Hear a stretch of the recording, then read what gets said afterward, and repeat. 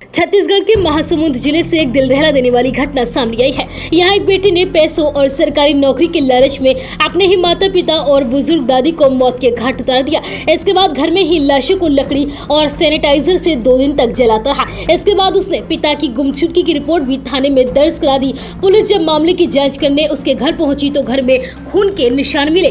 Police को घर में जले हुए मानव अवशेष भी मिले।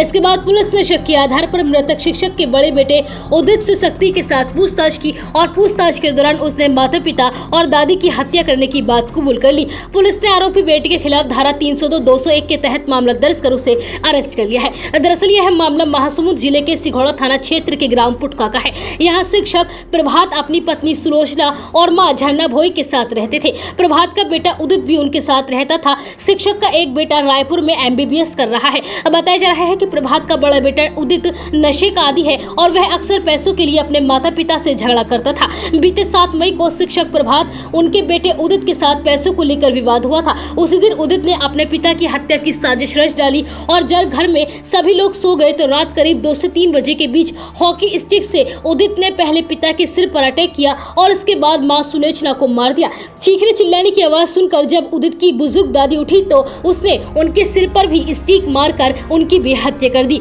माता पिता और दादी की हत्या के बाद उदित ने लाश को घर के बाथरूम में रख दिया और इसके एक दिन बाद उसने घर के पीछे तीनों के शव लकड़ी और सैनिटाइजर डालकर 2 दिन तक जलाई। हत्या के आरोपी उदित भोई ने बेहद शातिर अंदाज में 12 मई को सिघोड़ा थाने में अपने पिता, मां और दादी की गुमशुदगी की रिपोर्ट भी दर्ज करा दी। इसके बाद जब प्रभात के छोटे बेटे अमित को माता पिता और दादी की गुमशुदगी के बारे में पता चला तो वह अपने गाँव पुटका आ गया। अमित जब घर पहुंचा तो घर में ताला लगा हुआ था और उसका भाई उदित कहीं चला गया था। इसके बाद अमित पीछे की बाउंड्री से कूदकर अपने घर में दाखिल हुआ तो देखा कि घर में खून के छींटे पड़े हैं और परिसर में कोई चीज जलाने के निशान होने के साथ ही मानव हड्डियां भी पड़ी हुई थी। अमित को कुछ अंदेशा हुआ तो उसने सिघोड़ा थाने जाकर घटना की जानकारी पुलिस को दी। इसी बीच आरोपी उदित अपने पिता प्रभात के मोबाइल नंबर से अपने भाई अमित और अन्य रिश्तेदारों को सभी के सही सलामत होने के मैसेज भी भेज रहा था ताकि सभी को लगे कि प्रभात सही सलामत है और आरोपी पर किसी को शक न हो। प्रभात के छोटे बेटे अमित की शिकायत के बाद जब पुलिस ने प्रभात के मोबाइल की लोकेशन के बारे में